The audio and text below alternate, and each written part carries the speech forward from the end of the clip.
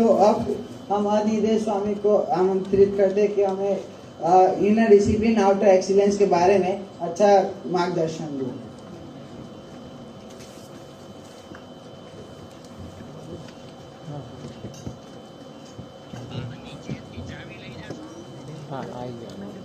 गुणातीतोऽक्षरं ब्रह्म भगवान् पुरुषोत्तमः जनो जानन्निदं सत्यं मुच्यते भगवन्। श्री स्वामीनारायण भगवान अक्षर पुरुषोत्तम महाराज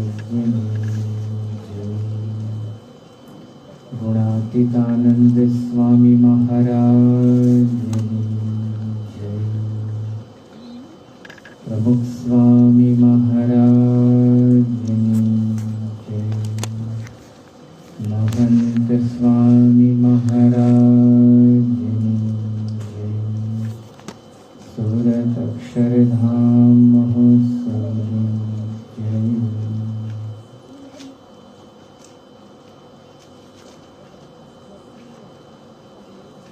इनर डिसिप्लिन आउटर एक्सीलेंस, इस सब्जेक्ट पर हम थोड़ा विचार विमर्श करेंगे। ज़्यादातर मेरी ये भाषा गुजराती में रहेगी, जहाँ जरूर पड़ेगी वहाँ हिंदी इंग्लिश वर्ड्स का मैं उपयोग करूँगा। अमेरिका का बहुत बड़ा स्टेट, नाम है उनका कैलिफोर्निया। अमेरिका देश में 50 राज्यों છે સ્ટેટ, એમાં સૌથી મોટું ગણાતું state, the biggest state is California. આ કેલિફોર્નિયાના એક વિસ્તારમાં સિક્વોયા નામના વૃક્ષ થાય છે, ટ્રીઝ। આ સિક્વોયા નામના વૃક્ષની વિશેષતા એ છે કે એની એવરેજ હાઈટ એ લગભગ 350 થી 400 ફીટની છે, about 350 feet to 400 feet। આપણે જે બધા દેશમાં અહીંયા વૃક્ષો જોઈએ છે, નીમ ટ્રી જોઈએ, મેંગો ટ્રી જોઈએ, અથવા બીજા બધા ટ્રી જોઈએ, બનિયન ટ્રી જોઈએ, એ બધાની એવરેજ હાઈટ 60 to 70 feet, એનાથી મોટા નથી હોતા। પરંતુ આ સિક્વોયા નામના વૃક્ષની હાઈટ એવરેજ 350 થી 400 ફીટ। આ વૃક્ષની વિશેષતા એ છે કે એનું જે નીચેનું થડ છે, અહીંયા જે પહેલી લાઈનમાં 10 જણા બેઠા છે અહીંયા સામે, એ બધા તમે ભેગા થાઓ અને હાથ લાંબા કરો તો પણ એ વૃક્ષને તમે બાથ ના પીડી શકો, એટલું મોટું એનું થડ છે। 3 લાઈનના બાળકોને ભેગા કરીએ અને પછી જે હાથ મોડા કરીને જે ઘેરાવો થાય, એવરેજ કેટલા ફીટનો થાય લગભગ કોઈ કહી શકશે? Can you image? About average feet 50 feet, 100 feet, 35 meters in feet, 35 under 3.2 28, yes, about to 140 to 150 feet। હવે એની વાત કરું, આટલું મોટું એનું થડ। હવે એ થડમાંથી અમેરિકન ગવર્મેન્ટ કે સ્ટેટ ગવર્મેન્ટને કોઈ નેશનલ હાઈવે કે સ્ટેટ હાઈવે બનાવવો હોય અને રસ્તામાં વૃક્ષનું થડ આવતું હોય તો શું કરવું જોઈએ? કાપી નાખવાનું? ના, યસ, શું કરવું જોઈએ? રસ્તો ડાયવર્ટ કરી દેવાનો।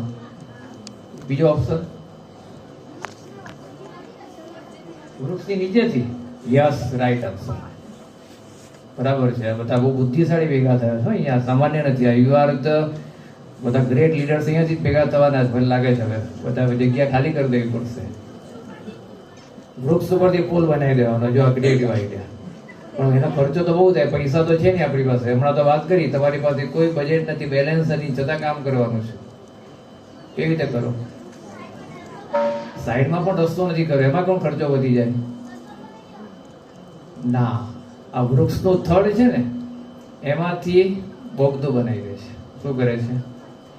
એને થોડું કાપી રસ્તાને રાખવી જરૂર પડે 10 થી 20 ફૂટની, એમાંથી નીચેથી રસ્તો બનાવી છે અને એમાંથી ગાડીઓ નીકળે. તમે ટનલમાંથી પસાર થયા છો? બસ આ વૃક્ષની નીચે ટનલ જેવું બનાવી દે, પણ વૃક્ષને કાપે નહીં. કહેવાનો અર્થ કે આટલું મોટું વૃક્ષ, એનું આટલું મોટું થડ.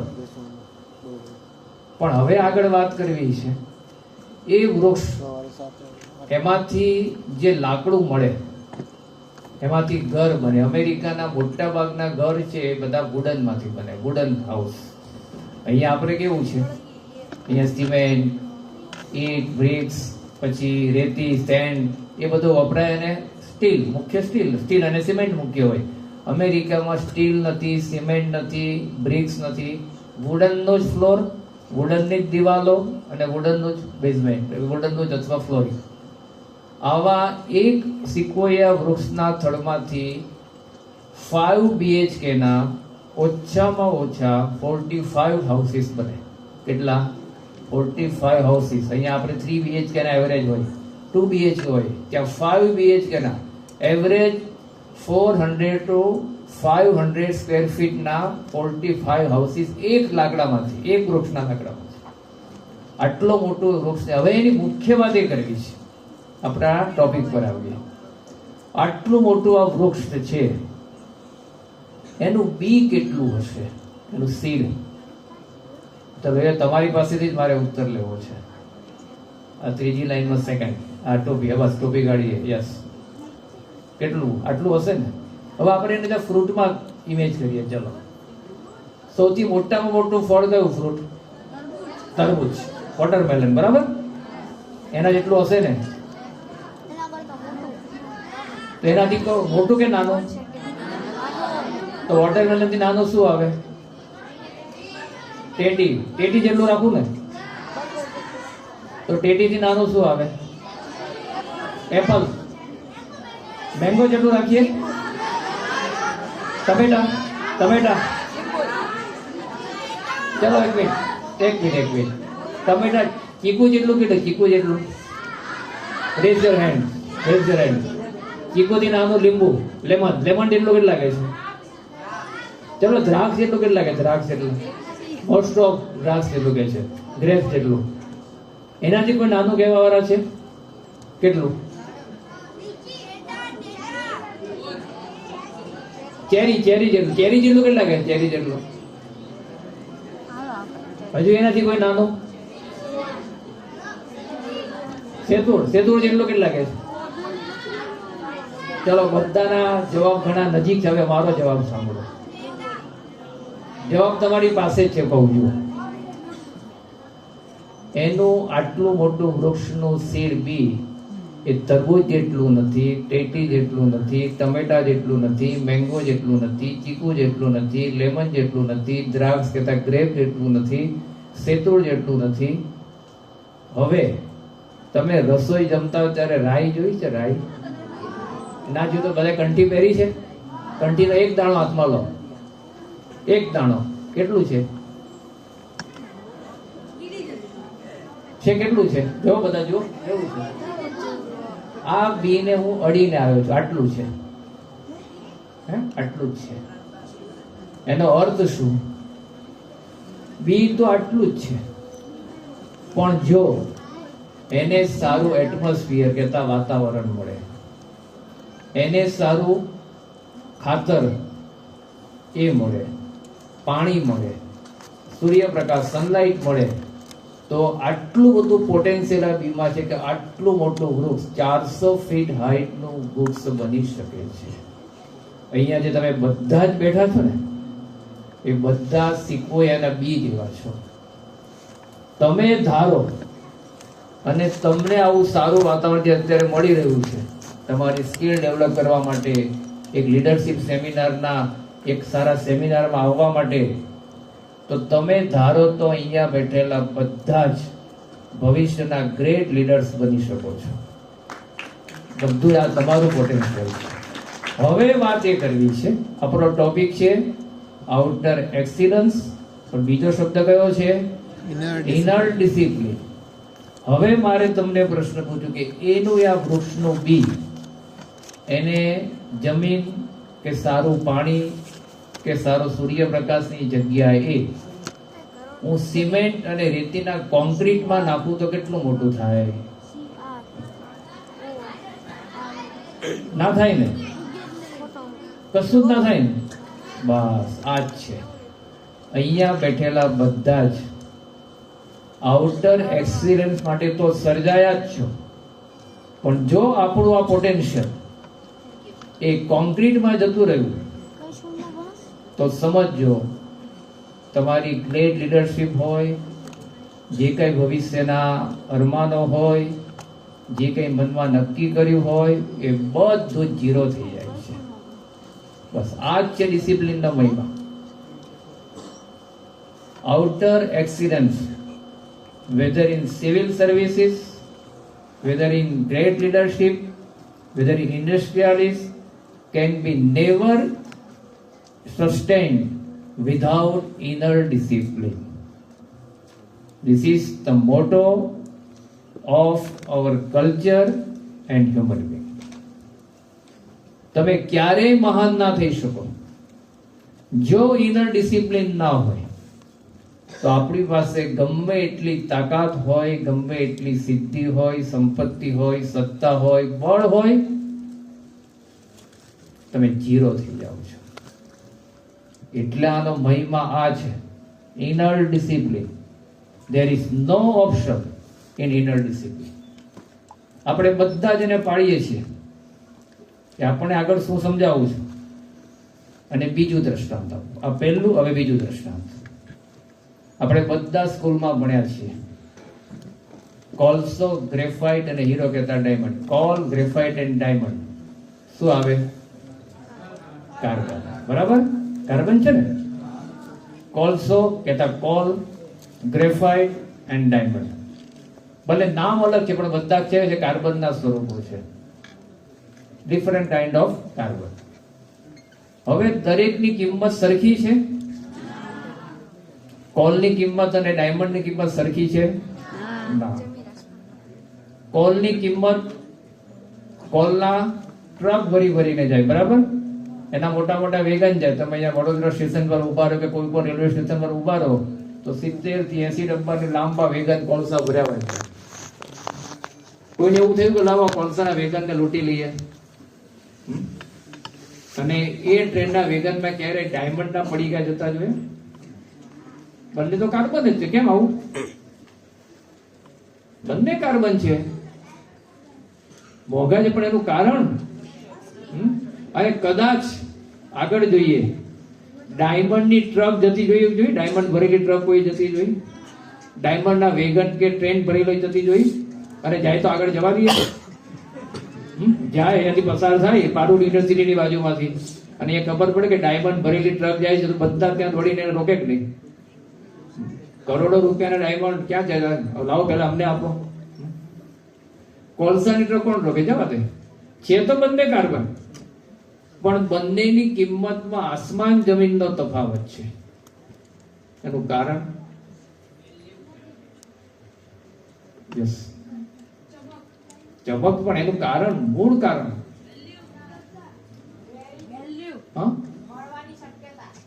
ના. યસ, એને આપણે કહીએ ઇનર એરેન્જમેન્ટ. બરાબર?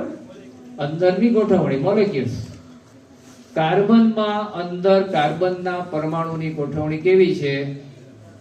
અનિયમિત, ઇનડિસિપ્લિન. આપણો સબ્જેક્ટ છે ડિસિપ્લિન. કાર્બનમાં પરમાણુની ગોઠવણી કોલ કહેતા કોલસામાં અવ્યવસ્થિત છે, અનિયમિત છે, એટલે એની કિંમત સામાન્ય છે. અને હીરામાં અંદર કાર્બનના પરમાણુની ગોઠવણી નિયમિત છે, કહેતા ડિસિપ્લિનમાં છે. બંને છે કાર્બન, પરંતુ ઇનર એરેન્જમેન્ટમાં ફેર પડી ગયો તો આઉટર વેલ્યુઝમાં ફેર પડ્યો Yes or no? Yes. This is the subject. Inner discipline. અંદરની ગોઠવણી બદલાય, કેતા અંદરથી ડિસિપ્લિન લાવે એટલે બહારની વેલ્યુ આપોઆપ વધી જાય. આઉટર એક્સિલન્સ આપોઆપ આવી જાય. આઉટર એક્સિલન્સ લેવા માટે બહાર ફાંફા મારવાની જરૂર નથી, બહાર દોડવાની જરૂર નથી. ઇનર ડિસિપ્લિનની જરૂર છે. આ જ કિંમત છે. જુઓ કાર્બન અને હીરો, કોલ એન્ડ ડાયમંડ. અંદરની ગોઠવણી નિયમિત થઈ, ડિસિપ્લિનમાં આવી ગઈ તો બહારની વેલ્યુઝ, આઉટર એક્સિલન્સ આપોઆપ વધી જાય. આ સમજવાનું છે. આ આપણો સબ્જેક્ટ છે ઇનર ડિસિપ્લિન માટે. આપણે કોઈ પણ સંપ્રદાય જુઓ, કોઈ પણ ધર્મ જુઓ, કોઈ પણ રાજકીય નેતાને જુઓ, જેને ઇનર ડિસિપ્લિનમાં ફેર પડ્યો તો સમજો એ ગમે એટલા હાઈટ પર હશે, બધા જ નીચે આવી જાય છે. માઇક ટાયસન નું નામ આમાંથી કોઈએ સાંભળ્યું છે? કોણ હતા? બોક્સર, બરાબર. એના એક મુક્કાની તાકાત કરોડો રૂપિયાની હતી. પરંતુ ઇનર ડિસિપ્લિન, જેને આપણા સંપ્રદાયની અંદર કહીએ અથવા તો હિન્દુ ધર્મમાં શબ્દ વપરાય છે બ્રહ્મચર્ય, સ્ત્રી પુરુષ મર્યાદા, સેલિબસી, એમાં ફેર પડ્યો. કામદેવ એવો મુક્કો માર્યો, જેલના સળિયા કરતા થઈ ગયા. ટાઈગર વુડ્સ નું નામ સાંભળ્યું છે? યસ યસ, ગોલ્ફ પ્લેયર હતા, ખૂબ સારા. એક ગોલ્ફની ગેમ રમે એટલે એને 7 કરોડ રૂપિયા મળે. કેટલા? 7 કરોડ. આ એની વેલ્યુ હતી. પણ ઇનર ડિસિપ્લિન, સ્ત્રી પુરુષ મર્યાદા, ડિસિપ્લિનમાં ફેર પડી ગયો, કિંમત 0 થઈ ગઈ. આ છે એની કિંમત. હું તમને થોડાક વર્ષો પહેલા સ્ટેમ કૌભાંડ થયું હતું ભારતમાં, બહુ જ મોટું, 35,000 કરોડ રૂપિયાનું. આ તો જાહેર પ્રસંગ એટલે કહેવામાં કોઈ વાંધો નથી. એના કરનારા કોણ હતા? એ વખતના એક આઈપીએસ અધિકારી રણજીત વર્મા અને અમદાવાદ IIM ના ગ્રેજ્યુએટ શ્રીધર વગડે. ઇનર ડિસિપ્લિન, પ્રામાણિકતા, ચારિત્રથી દૂર ગયા અને કૌભાંડ કર્યું, જેલના સળિયા ગણે છે.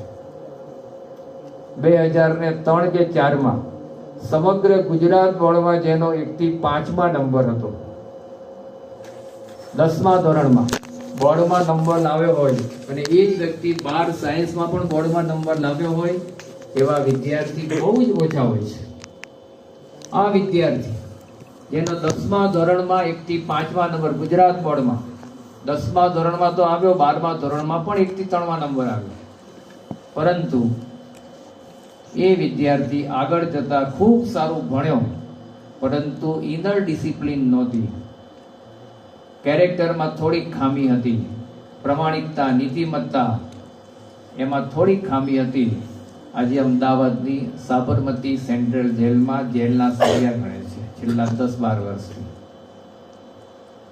આપણી પાસે એજ્યુકેશન સારામાં સારું હોય, આપણી પાસે ડિગ્રી સારામાં સારી હોય, સર્ટિફિકેટના ઢગલા ભેગા કર્યા હોય, પરંતુ જો ઇનર ડિસિપ્લિનમાં ગરબડ થઈ તો આપણી કોઈ જ વેલ્યુ રહેતી નથી. આવા સેંકડો પ્રસંગો છે. આગળ વાત કરું છું દેવાશીષ ઘોષ નામના એક ભારતના બહુ તેજસ્વી યુવાનની. અમદાવાદમાં સંતોને મળ્યા હતા, એટલા સત્ય પ્રસંગ છે. અમદાવાદની LD એન્જિનિયરિંગ કોલેજમાંથી એને ગ્રેજ્યુએશન કર્યું, સારામાં સારા રેન્ક સાથે. એનું PE પૂરું થયું, બેચલર ઓફ એન્જિનિયરિંગ.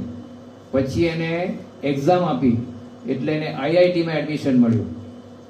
આપણી ગુજરાતની એવરેજ કોલેજ છે એન્જિનિયરિંગની, અને ભારતની ખ્યાતનામ કહેવાય એન્જિનિયરિંગમાં topmost IIT, Indian institute of technology. એમાંથી સારામાં સારું 9.8 આઉટ ઓફ 10, જે IIT ના ભાગ્યે જ વિદ્યાર્થી મેળવી શકે એટલો સારામાં સારો રેન્ક એને મળ્યો. અને રડાર ટેકનોલોજીમાં PhD શરૂ કર્યું. એને એવા સંશોધનો કર્યા જે અત્યાર સુધી એરોસ્પેસમાં, સ્પેસ ટેકનોલોજીમાં થયા નહોતા, એવા બધા સંશોધનો શરૂ થયા. અને ભારતના એ વખતના સંરક્ષણ ખાતું, જે આખું આપણું સંરક્ષણ મંત્રાલય છે, એ લોકોને ખબર પડી કે આવો તેજસ્વી યુવાન ભારતમાં છે, એટલે ને એ લોકોએ હાયર કરી લીધો અને કીધું કે અમે તને આટલો પગાર સેલેરી આપીશું તો અમારા માટે સંશોધન કર. એમાં અમેરિકાની ખૂબ સારી એરોસ્પેસ ટેકનોલોજીનું મુખ્ય નાસા, એ નાસાના એન્જિનિયરિંગને ખબર પડી કે ભારતમાં આવો દેવાશીષ ઘોષ નામનો સારો યુવાન છે જે અત્યારે રડાર ટેકનોલોજીમાં રિસર્ચ કરે છે, એને બોલાવો. એ લોકો સામેથી આવ્યા અને ઓફર કરી કે તને અમેરિકન દેશનું સિટીઝનશીપ આપીએ, આટલો સેલરી આપીએ, તું તારા ફેમિલી સાથે અમારા દેશમાં આવી જાય, અમારે માટે કામ કર. પણ એને એ વખતે દેવાશીષે ના પડી કે ના, હું ભારત દેશમાં જન્મ્યો છું, ભારત માટે સેવા કરીશ, બીજા દેશ માટે નહીં. પણ શું થયું? આગળ જતા એને પોતાની ઇનર ડિસિપ્લિન છોડી દીધી, જે આપણા જીવનમાં નીતિમત્તા, પ્રામાણિકતા, કેરેક્ટર, એ જે બધા ગુણો જોઈએ એનાથી થોડો દૂર ગયો. પરિણામ શું આવ્યું? એને સમયે સમયે એના રિસર્ચ, એ ભારતના આજે સંરક્ષણ ખાતું કહેવાય, ડિફેન્સ મિનિસ્ટર અને એનું આખું મંત્રાલય, એમાં સબમિટ કરવા પડે, પરંતુ એનાથી દૂર ગયો. અને એ વખતે એટલી એની પ્રસિદ્ધિ હતી કે એ વખતે ડોક્ટર કલામ સાહેબ, આપણા બહુ સારા ભારતના પ્રેસિડેન્ટ અને મિસાઇલ ટેકનોલોજીના જનક કહેવાય, ફાઉન્ડર, એ વખતના ચિદમ્બરમ, બહુ સારા વૈજ્ઞાનિક, એ બધા એની રિસર્ચમાં છે. એટલો સારો યુવાન હતો, પણ ઇનર ડિસિપ્લિન ખોઈ નાખી. શું પરિણામ આવ્યું? એને થોડીક લાંચ લીધી. આજે કહેવાય ને, થોડીક લાંચ લેવાય, ગમે એટલો સારા હાઈટ ઉપર હોય નીચે જ આવે. અને ભારતના આ ડિફેન્સ ખાતાને ખબર પડી કે આ દેવાશીષ આટલો સારો હોવા છતાં આવા ધંધા કરે છે. તરત એના સર્ટિફિકેટ ઉપર લાલ શેરા મૂકી દીધા અને કીધું કે હવે આ વ્યક્તિને કોઈ નોકરી ના આપે, અને જે આપશે ભારત સરકારનો ગુનેગાર ગણાશે. લાખો રૂપિયાની, કરોડો રૂપિયાની ઓફર હતી, અમેરિકન સિટીઝનશીપની ઓફર હતી, પણ ઇનર ડિસિપ્લિન ખોઈ નાખી. અને છેલ્લે સંતોને 2009માં અમદાવાદના શાહીબાગ મંદિરે મળવા માટે આવ્યો, ત્યારે શરીરમાં કપડાનું ઠેકાણું નહીં, વાળ વધી ગયા હતા, આમ નૂર ઉડી ગયું હતું, કોઈ શરીરના વેડ કેશનું ઠેકાણું નહીં. અને એ વખતે એક રેકડી ઉપર ચાની કિટલીની નોકરી કરતો હતો, 1200 રૂપિયાના પગારમાં. એક ઇનર ડિસિપ્લિન, એનાથી વ્યક્તિ દૂર જાય. ત્યારે ગમે એટલી હાઈટ ઉપર હોય, ગમે એટલું પોટેન્શિયલ હોય, સારામાં સારી મહત્વાકાંક્ષા, ધ્યેય હોય, પણ એનાથી દૂર જતો રહે છે. આ એનું મહત્વ છે. તો આપણે ભવિષ્યમાં ખૂબ સારા લીડર તો થઈશું, પરંતુ આઉટર એક્સિલન્સ ક્યારેય ઇનર ડિસિપ્લિન વિના આવતી નથી. આ મૂળભૂત પાયાનો સિદ્ધાંત છે, એમાં કોઈ કોમ્પ્રોમાઇઝ કરી શકે એમ નથી. અમેરિકાના ખૂબ સારા લીડર થવાના હતા, એનું નામ હતું ગેરી હાર્ટ. જ્યારે ઇલેક્શન આવે ને એ પહેલા ઇલેક્શનનો જે બધો પ્રચાર થાય, એમાં બધાએ પ્રિડિક્શન કર્યું હતું કે આ વખતે અમેરિકાના પ્રેસિડેન્ટ તરીકે ગેરી હાર્ટ જ આવશે. જેમાં બંગાળમાં ચૂંટણી થઈ અને પછી બધું એક્ઝિટ પોલ બધાનું અનુમાન આપે કે લગભગ નજીક આવું આ સત્તા સંભાળશે આ પક્ષ, એવું દેખાય છે. એમ એ વખતના અમેરિકાના બધા જ વ્યક્તિ, જે કંઈ પોલ, એક્ઝિટ, ન્યૂઝ ચેનલ, બધા એમ જ કહેતા હતા કે ગેરી હાર્ટ અમેરિકાના પ્રેસિડેન્ટ બનશે. ઉમેદવાર તરીકે એ જ દાવાદાર હતા. પરંતુ આ સ્ત્રી પુરુષ મર્યાદામાં થોડોક પ્રશ્ન થયો અને એની વિડીયો બહાર આવી. આખું જ ગણિત બદલાઈ ગયું. અમેરિકન પ્રજાએ એને બાજુ પર મૂકી દીધો. જે ગેરી હાર્ટ પ્રેસિડેન્ટ થવાના ટોટલી દાવેદાર હતા, પણ એને બાજુ પર મૂકી દીધો. ઇનર ડિસિપ્લિનમાં ફેર પડ્યો, તમારી આઉટર એક્સિલન્સ પાણીમાં જતી રહેશે. આ નક્કી જ. એટલા માટે આપણા સંપ્રદાયની અંદર સૌથી વધારે મહિમા એ આનો કહેવામાં આવે છે, ઇનર ડિસિપ્લિન કહેતા આપણો સંયમ. સંયમ છે એ કોઈ રિસ્ટ્રિક્શન નથી, એ આપણા વિકાસ માટેની યોજના છે. એ રિસ્ટ્રિક્શન નથી, કોન્સ્ટિટ્યુશન છે. જેમ નદી વહેતી હોય તો નદી ઉપર ડેમ બંધાય, એ નદી ઉપર રિસ્ટ્રિક્શન નથી, એ ડેમના પાણીને રોકી એનો સારો ઉપયોગ કરવામાં આવે છે. ગુજરાતમાં સૌથી મોટામાં મોટો ડેમ કયો? સરદાર ડેમ. ત્યાં શું છે? Statue of unity. એ કેટલાય સરદાર ડેમ જોયો છે? Rays your hand. ઓકે, મોટાભાગના બધા છે. આ સરદાર ડેમ કઈ નદી ઉપર છે? નર્મદા. નર્મદા નદીનો જે પ્રવાહ, એનું જે પાણી, કેટલું પાણી વહે છે, હું તમને ખાલી આંકડો આપું છું. 2 વર્ષ પહેલાનો 2023 નો સપ્ટેમ્બર મહિનાની 17મી તારીખે 17 સપ્ટેમ્બરે ત્યાં પૂર આવ્યું. લગભગ 18 થી 20 કલાકનું જ પૂર હતું, પણ એટલું બધું પાણી આવ્યું ઉપરથી. આખું ભરૂચ શહેર જે અત્યારે છે નર્મદા નદીને કિનારે, એના મોટા ભાગના વિસ્તારોમાં નદીની નજીક છે, એના ઘર છે પહેલા માળ સુધી પાણી, પહેલો માળ. હવે એ ઘર નદીમાં અત્યારે એવરેજ ઉનાળાની સિઝનમાં એના ઘરથી નદી નીચે ઉતરે તો 40 ફૂટ ઊંડી છે અત્યારે પાણી. પણ એટલું પાણી આવ્યું, અને કેટલું પાણી સમુદ્રમાં જતું રહ્યું, જે વેસ્ટેજ જેને કહેવાય ને, એટલું પાણી ગયું માત્ર 18 જ કલાકમાં. નર્મદા નદીનું પાણી આખું ગુજરાત, 6 કરોડની પ્રજા, એ 6 કરોડની પ્રજાને કદાચ ગુજરાતમાં સતત 9 થી 10 વર્ષનો દુકાળ પડે ને, પાણી જ ના પડે વરસાદનું, છતાં ગુજરાતની 6 કરોડની પ્રજાને 10 થી 11 વર્ષ સુધી પાણી આપી શકે, ખેતીમાં પાણી આપી શકે, અને બધા જ ખેતરને જીવંત રાખી શકે વિધાઉટ એની રેઇન ફ્લો. એટલું પાણી સમુદ્ર ભેગું ગયું માત્ર 18 થી 20 કલાક. આ નર્મદા નદી છે, પણ એના ઉપર ડેમ બંધાયો. એનું પાણી આજે કેટલું કામ લાગે છે ખબર છે બધા? અત્યારે તમે સૌરાષ્ટ્રમાં જાઓ, કચ્છના રણમાં જાઓ, રાજસ્થાનની નજીકના બોર્ડરના વિલેજીસમાં જાઓ, અત્યારે બધા જ ઉનાળાની અંદર જીવે છે. એનું કારણ છે નર્મદા નદીનું સરદાર ડેમ. જો એ ડેમ ના હોત તો પાણી સમુદ્ર ભેગું જાય. પણ ડેમ બંધાયો, એ નર્મદા નદી પરનું રિસ્ટ્રિક્શન નથી, એના ઉપરનું કન્સ્ટ્રક્શન છે, કોન્સ્ટિટ્યુશન. જેમ આપણા જીવનમાં ઇનર ડિસિપ્લિન, સંયમ, એ કોઈ આપણા માટે રિસ્ટ્રિક્શન નથી, એ જરૂરી છે. આપણે કોઈ પણ વસ્તુ તમે જુઓ, ક્રિકેટની ગેમ કેટલા રમે છે? બધા જ રમો છે ક્રિકેટ. તો ક્રિકેટમાં કેમ 3 સ્ટમ્પ રાખવામાં આવે? ચલો મને કહો. 4 ને 2 કેમ નહીં? કહો ચાલો. નિયમ છે. એમ આટલું કરાય ને આટલું ના કરાય, નિયમ છે. ક્રિકેટમાં જે પીચ છે 2 સ્ટમ્પ છે, કેમ 22 પગલાની જ રાખવામાં આવે? નિયમ છે. એનું જે બેટ છે, કેમ બેટની જગ્યાએ આપણે કપડા ધોવાનો ધોકો ના વપરાય? નિયમ છે. કોઈને પ્રશ્ન થયો? કોઈને પ્રશ્ન થયો? બધા ક્રિકેટ રમો છો, પણ કોઈને એવું થયું કે કેમ આપણે ધોકો ના રમાય? કેટલાક રમતા હશે ઘરમાં, એટલે મારતા તો હશે જ. કોકને આપણે મારવાનું નથી. તો ક્રિકેટમાં કેમ 3 સ્ટમ્પ, 4 કેમ નહીં, 2 કેમ નહીં? નિયમ છે. કેમ 22 ડગલાની પીચ? નિયમ છે. દરેક ગેમમાં નિયમ છે. ફૂટબોલની ગેમ, એની ગાઈડલાઈન વાંચજો. 150 પાનાની ખાલી નિયમોની બુકલેટ છે. ક્યારેક સર્ચ કરજો વિકિપીડિયા ઉપર. આટલી બધી ગાઈડલાઈન, ખાલી નિયમ કે આટલું કરે ને આટલું ના કરે.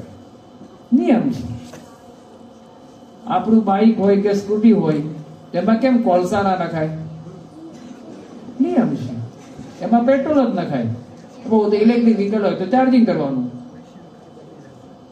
શીરાની અંદર મીઠું કેમ ના નખાય? નિયમ છે. બસ. ડાયાબિટીસ વાળા ખાંડ કેમ ના ખવાય? અને ખાય તો શું થાય? બસ એવું છે. આ ઇનર ડિસિપ્લિન. ઇનર ડિસિપ્લિન તોડે એટલે માણસ એમાં પડે ગમે એટલી હાઈટ ઉપર. જો આ નિયમ છે. આપણે બધા સ્કૂલમાં ભણ્યા, ABCD ભણ્યા, બરાબર? ભણો જ છો. તો એને એ જ કેમ કહેવાય? એને સી કેમ ના કહેવાય? કહો ચાલો.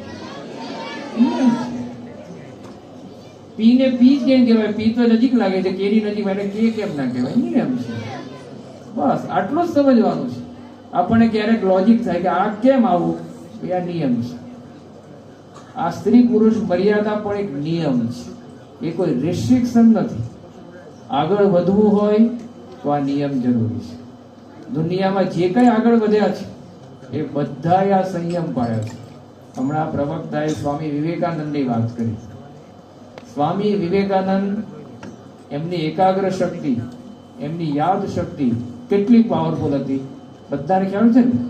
આપણે ચોપડી વાંચવી પડે, એને રિવિઝન કરવું પડે, સમય એને પરીક્ષા આપવી પડે, વિવેકાનંદ સ્વામી કોઈ પણ પુસ્તક હાથમાં કાઢી આમ પાના ફેરે ને આખું પુસ્તક એમને મોઢે થઈ જતું. કેવી રીતે? એનું કારણ હતું સ્ત્રી પુરુષ મર્યાદા, બ્રહ્મચર્ય. હવે કેટલીક વાત કરીએ છીએ, આ વિદ્યાર્થી જીવનમાં સૌથી વધારે જેની જરૂર છે એ આપણા જીવનમાં જોઈશે આ ડિસિપ્લિન, સ્ત્રી પુરુષ મર્યાદા. તમે ગમે એટલી હાઈટ ઉપર પહોંચો અને જવાનું જ છે, ગમે એટલા મોટા લીડર બનો, પરંતુ આ બાબત એવી છે કે એમાં ક્યારે પણ ફેર ના પડવો જોઈએ. આપણા સંપ્રદાયનો આ મુખ્ય નિયમ છે. જો એના કેટલાક ફાયદા બતાવું.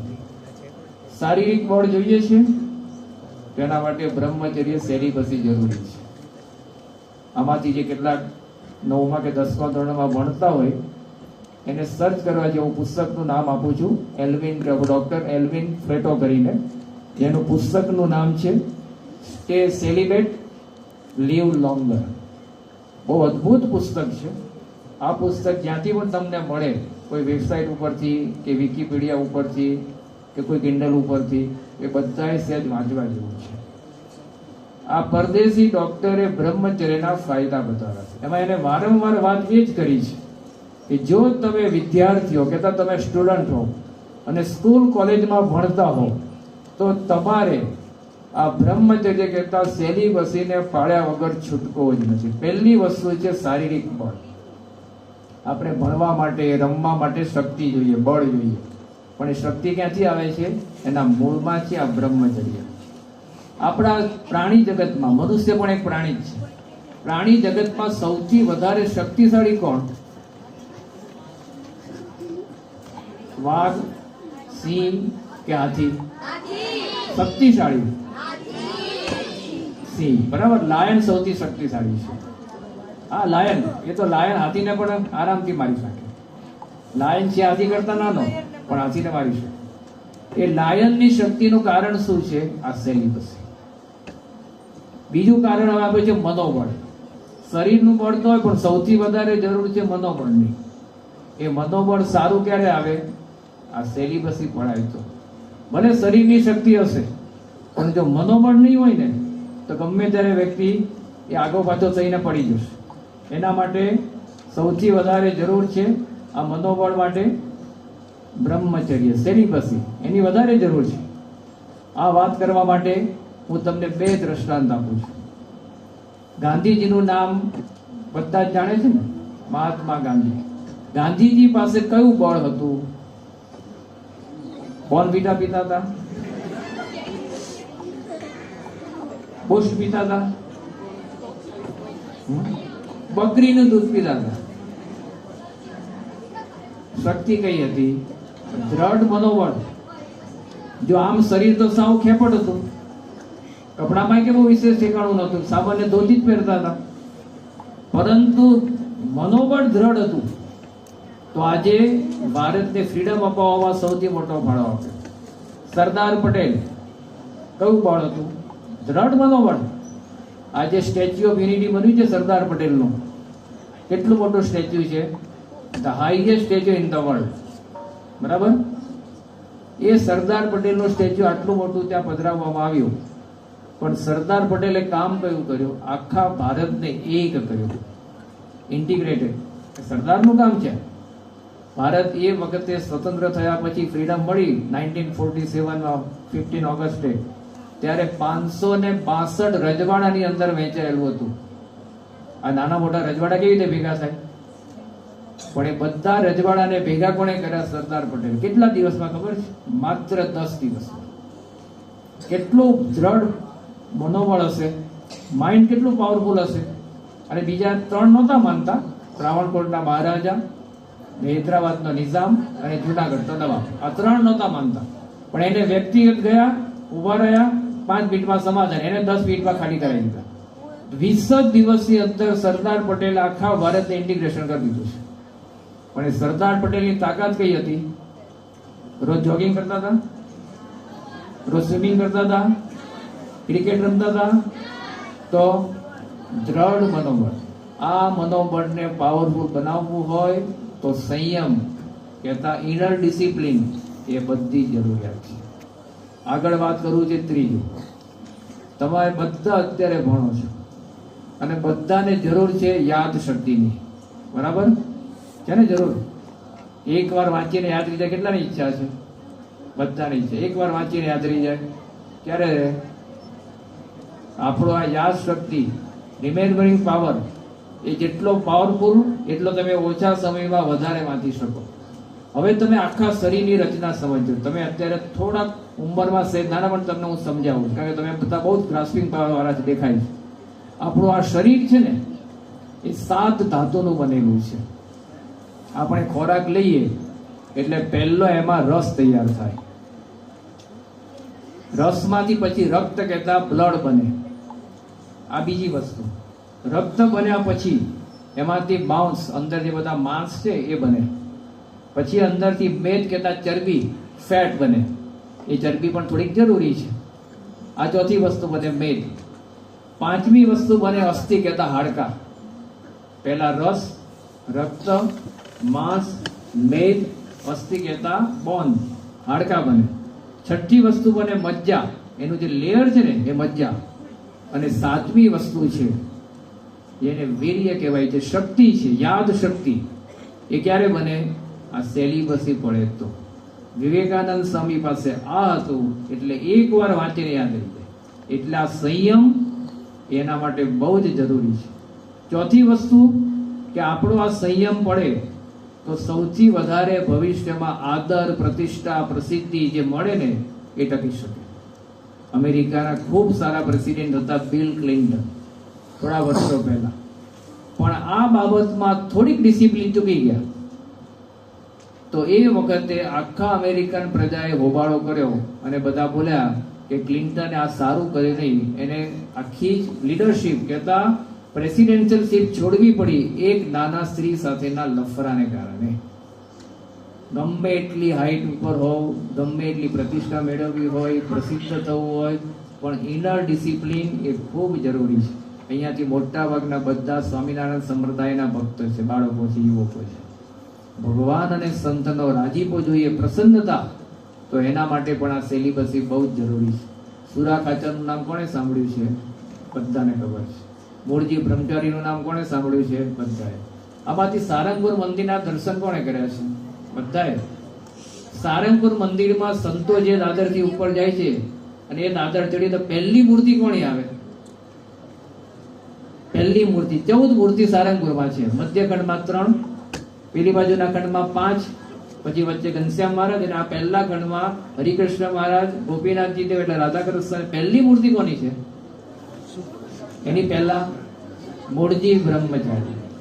તમને આમાંથી કોઈને પ્રશ્ન થયો કે ભગવાન સ્વામિનારાયણની સાથે ક્યાં ગુણાતીતાનંદ સ્વામી હોય અને એની બાજુમાં ગોપાળાનંદ સ્વામી, મૂળજી બ્રહ્મચારી કોઈ મંદિરમાં છે?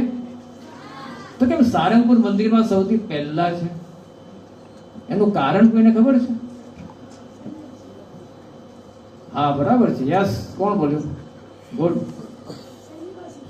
મૂળજી બ્રહ્મચારીનું નામ જ શું છે? બ્રહ્મચારી. ભગવાન સ્વામિનારાયણ એમ તો હતા બહુ જ અભણ. એ કોઈ ગ્રેટ લીડર થવા સર્જાયા નહોતા. એમને કે યુપીએસસી કે જીપીએસસી ક્રેક નહોતી કરી. પણ મૂળજી બ્રહ્મચારી ઇનર ડિસિપ્લિન, સ્ત્રી પુરુષ મર્યાદા, એમાં બહુ કડક હતા. એમાં ક્યારેય ફેર પડવા દીધો નહીં. તો ભગવાન સ્વામિનારાયણની બાજુમાં શાસ્ત્રીજી મહારાજે મૂળજી બ્રહ્મચારીને પધરાયા. કેમ? Inner discipline. આ મૂર્તિમાન દ્રષ્ટાંત છે. સારંગપુરમાં દર્શન કરવા જાઓ, ડોક્ટર સ્વામી એકવાર બોલ્યા હતા કે શાસ્ત્રીજી મહારાજે મૂળજી બ્રહ્મચારીને હરિકૃષ્ણ મહારાજ કહેતા ભગવાન સ્વામિનારાયણની બાજુમાં પધરાયા છે ને, એ મૂર્તિ નથી, સાક્ષાત બ્રહ્મચર્ય પધરાયું છે. આ ડોક્ટર સ્વામીના શબ્દો હતા. એટલે આ છે. અત્યારે આપણને જે આધુનિક જમાનામાં ક્યારેક છૂટછાટ લાગે, જો તમારે આગળ વધવું હોય તો ઇનર ડિસિપ્લિન કહેતા બ્રહ્મચર્ય, સેલિબસી, એને પાળ્યા વગર છૂટકો નથી. ભગવાન સ્વામિનારાયણ સુરા ખાચરને યતિ જેવા કીધા. ભગવાન સ્વામિનારાયણ રામાયણનો એક પ્રસંગ લીધો, લક્ષ્મણજીનો.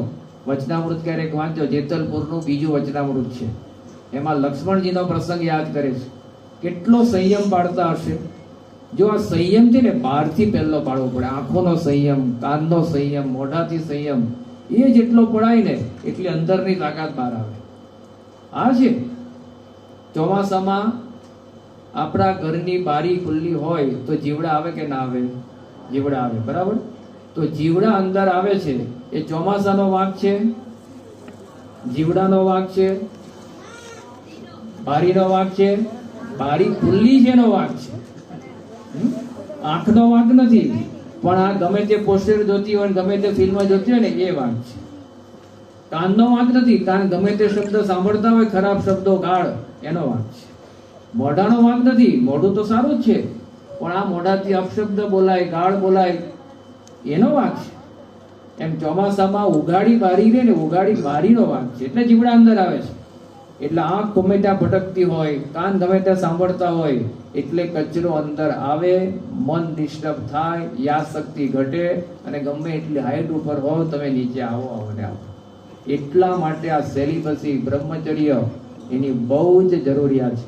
એટલા માટે ભગવાન સ્વામિનારાયણે સુરા ખાચરને યતિ ગીતા લક્ષ્મણજીની વાત કરતા હતા. પ્રસંગ કેવો છે લક્ષ્મણજીનો?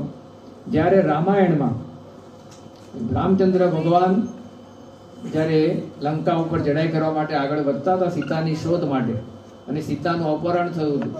રાવણજી એમને ઉપાડી ગયા હતા અને એ રાવણ ઉપાડી ગયા પછી સીતાજીએ આકાશમાંથી એમના ઘરેણા નાખ્યા હતા.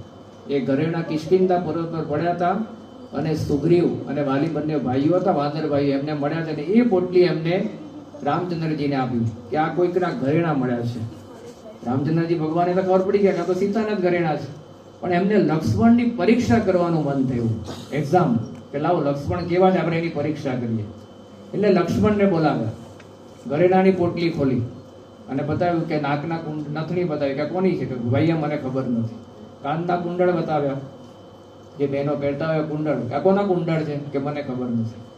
હાથના કડા હોય બાજુમાં એ બતાવ્યા, આ કોના છે, કે મને ખબર નથી. ગળાનો હાર બતાવ્યો કે હાર કોનો છે, એ પણ મને ખબર નથી. અને પગના ઝાંઝર બતાવ્યા, લેપુર, કે આ કોના છે, કે આ તો સીતા માતાના છે. એટલે રામચંદ્રજીએ લક્ષ્મણને પ્રશ્ન કર્યો કે આ બધા જ ઘરેણા સીતા માતાના છે, તમે નાકની નથણી ના ઓળખી, હાથના કડા ના ઓળખ્યા, ગળાનો હાર ના ઓળખ્યો, કાનના કુંડળ ના ઓળખ્યા, પગના ઝંઝર કેમ ખબર પડી ગઈ? ત્યારે લક્ષ્મણજીએ શું કીધું કે ભૈયા, એક વડીલ સ્ત્રી હોવાને નાતે હું એમને એક માતા સમાન સમજીને રોજ સવારે પગે લાગવા જતો. મારી પૂજા ને બધું પતી જાય પછી લક્ષ્મણજી કહે છે કે હું એમને પગે લાગવા જતો. આટલા વર્ષોથી ભેગા રહ્યા વનમાં, એકાંત હતું, પણ છતાં મારી આંખ એ ક્યારેય સીતાજીના અંગ ઉપર, શરીર ઉપર ગઈ નથી, પણ પગે લાગવા જતા ચરણાવેદ ઉપર એ પગના ઝાંઝર દેખાતા એટલે મને ખબર પડી કે ઝાંઝર સીતા માતાના છે. ત્યારે રામચંદ્રજીએ કીધું કે આ લક્ષ્મણ આવા બ્રહ્મચર્ય નિષ્ઠ છે. એટલા માટે ભગવાન સ્વામિનારાયણ એમનો પ્રસંગ વચનામૃતમાં લીધો છે. ભગવાનને ગમે છે જે બ્રહ્મચર્ય પાળે, સંયમ પાળે, ઇનર ડિસિપ્લિન પાળે, એના ઉપર સામેથી રાજીપો છે. તો જો એનો મહિમા તો છે, પરંતુ એમાં બે વસ્તુ એ આપણને બહુ જ નડે છે. પહેલી 3 વસ્તુની વાત કરીશ. પહેલી વસ્તુ છે આપણા મનમાં એવું છે કે ક્યાં કોઈ જુએ છે, બસ. એટલે આપણે રિસ્ટ્રિક્શન રાખી શકતા નથી, સંયમ પાળી શકતા નથી. હું તો એકલો જ છું, અંધારું છે, એકાંત છે, કોઈ મને જોતું નથી, એટલે પછી આપણે અંદરથી છૂટ લઈએ છીએ. આ પહેલી ખામી છે. બીજી ખામી આવે છે આપણા મનની એક મનોવૃત્તિ છે, ચાલશે. આ ચાલશે એવો ભયંકર શબ્દ છે ને, ચલેગા, ઇતને મેં તો કુછ નહીં હોગા, ચલેગા. આ શબ્દ એટલો ભયંકર છે કે આપણે સંયમ પાળવો હોય, નિયમ પાળવા હોય, જીવનમાં આગળ વધવું હોય ને, એમાં રૂકાવટ આવી જાય છે, અવરોધ થઈ જાય છે, બેરિયર આવી જાય. આ ચાલશે શબ્દ, કોઈ ડેમમાં તિરાડ પડે અને કોઈ વૈજ્ઞાનિક એવું કે આ ચાલશે, ના ચલાવાય. હમણાં જ અહીંયા ગુજરાત પાસે, વડોદરા પાસે, પાદરા પાસે ગંભીરાનો બ્રિજ પડી ગયો. થોડુંક ચલાવ્યું તો કેટલા બધા માણસો મરી ગયા. મોરબીમાં જ્યારે ડેમ તૂટ્યો 1979માં, એ વખતે તિરાડ પડેલી દેખાઈ ગઈ હતી. અમેરિકન સેટેલાઇટે ગુજરાત ગવર્મેન્ટને કહી દીધું તો વોર્નિંગ આપી દીધી હતી કે તમારા ડેમમાં તિરાડ પડી છે. હવે ડેમમાં તિરાડ કોને ગમે? એમાંથી પાણી થોડું થોડું આવે તે બાજુ આ ભરવાડ રાજી થાય કે ચલો પાણી મળે થોડું થોડું, પણ એન્જિનિયરે થોડી કીધું આટલી તિરાડ તો ચાલશે. અને શું પરિણામ આવ્યું? એક રાતે ડેમ તૂટ્યો, આખું જ મોરબી શહેર જે અત્યારે મહાનગરપાલિકા છે, મેટ્રોપોલિટન સિટી છે અત્યારે મોરબી, એ આખું મોરબી પાણીમાં જળબંબાકાર, એક વ્યક્તિ બચ્યા નહીં, બધા જ મરી ગયા. એક નાની ભૂલ ચાલશે, પરિણામ બહુ જ ભયંકર આવે. અને ત્રીજી વસ્તુ અત્યારના જમાનામાં બધાને જે નડશે એ છે સોશિયલ મીડિયા, મોબાઈલ રિસ્ટ્રિક્શન. જો છે મોબાઈલ ખોટો નથી, પણ મોબાઈલનો સંયમ નથી પડાતો ને, એ તમારા જીવનમાં ગમે ત્યારે તમને ફેંકી દેશે. હું તમને એક જ પ્રસંગો મોબાઈલનો સંયમ કેવો હોય. અત્યારે કેવું છે, મોબાઈલ એ સાધન છે, આપણે એના માલિક છીએ, પણ મોબાઈલ આપણો માલિક બની જાય છે. એટલે ગમે તેટલા તમે આગળ વધાવો. હમણાંનો જ પ્રસંગ કહું, 3 દિવસ પહેલા ભરૂચની એક બહુ જ મોટી ઇન્ડસ્ટ્રીયલ કંપનીમાં એક યુવાન 22 વર્ષનો એનું મૃત્યુ થયું. શું બન્યું હતું? 22 વર્ષનો યુવાનને ત્યાં જોબ મળી અને રસ્તા પરથી, કંપનીનો જ રસ્તો હોય, ઇનર રસ્તો, ફેક્ટરીમાં બહારના તો વાહન આવતા ના હોય, અંદરના જ વાહન અવર જવર કરતા હોય.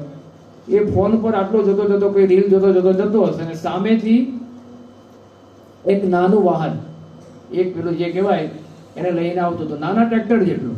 હવે ટ્રેક્ટરનો ડ્રાઈવર હતો ને એ મોબાઈલ જોતો હતો, એ રીલ્સ જોતો હતો, અને પેલો સામે છે પેલો ટ્રેક્ટર, મને ખબર જ નહીં, પેલો અજરાવે ટ્રેક્ટરના પગની પૈડા નીચે આવી ગયો, ત્યાં મરી ગયો. આ સત્ય બનેલો પ્રસંગ. આ કેટલા પ્રશ્નો થાય છે. આ મોબાઈલ ખોટો નથી, મોબાઈલ કોમ્યુનિકેશનનું સાધન છે, પણ જ્યારે મનોરંજનનું સાધન બની જાય ત્યારે ભલા વ્યક્તિને ઉગાડી દે છે. એક પ્રસંગ યાદ રાખજો કે મોબાઈલ કેવી રીતે વપરાય. આખી HP કંપની છે, આખી દુનિયાની બહુ જ પ્રસિદ્ધ કંપની કે HP, ડેલ, એ બધી પ્રસિદ્ધ કંપની કહેવાય.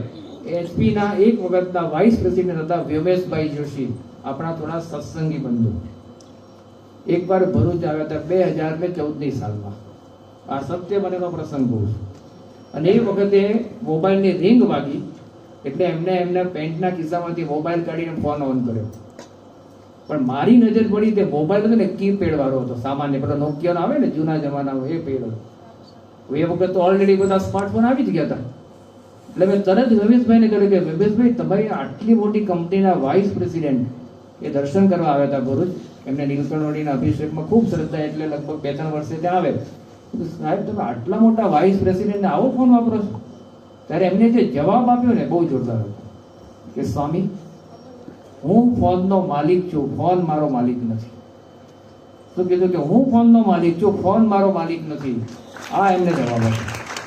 જો તમારે આટલા મોટા નિર્ણય લેવાના હોય, તમારે દેશ પ્રદેશના કરોડો રૂપિયાના નિર્ણય તમારી બુદ્ધિથી ચાલતો, તમારે કોમ્યુનિકેશન માટે કે મારે જેને ફોન કરવો છે કેવું છે, આ ફોનથી પતી જાય છે. મને ખબર છે કે સ્માર્ટફોનમાં કેટલો મારો ટાઈમ બગડે, એટલે મેં એને પહેલેથી રાખ્યો જ નથી.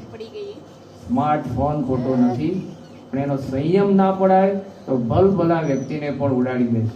એટલે આપણે જ્યારે આજે ઇનર ડિસિપ્લિનની વાત કરીએ છીએ, જે ભવિષ્યમાં આઉટર એક્સિલન્સ તરફ આપણને લઈ જાય, એનો મૂળ પાયો છે ઇનર ડિસિપ્લિન.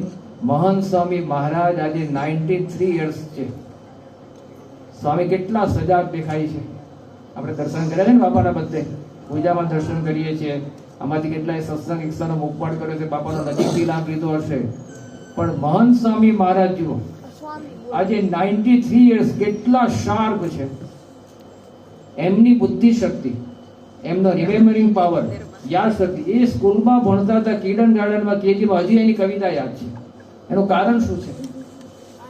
ચુસ્તપણે બ્રહ્મચર્યનું પાલન. સ્વામીના મુખારવિંદ ઉપર તેજ જુઓ, એમની આંખોમાં ચમક જુઓ. આમ તો સાક્ષાત અક્ષર બ્રહ્મનો અવતાર છે, પણ એક મનુષ્ય એ કરીને આપણે જોઈએ ને, એમના મુખ ઉપર જે ગ્લોરી છે, જે ચમક અને તેજ છે, એનું કારણ છે આ બ્રહ્મચર્ય, યાદ શક્તિ. આજે સ્વામી કહેતા હું ક્યારે સ્કૂલમાં ઘરે ગયા પછી વાંચ્યું જ નથી. એનો અર્થ કે તમારે ના વાંચવું એવું નથી, પણ કેમ?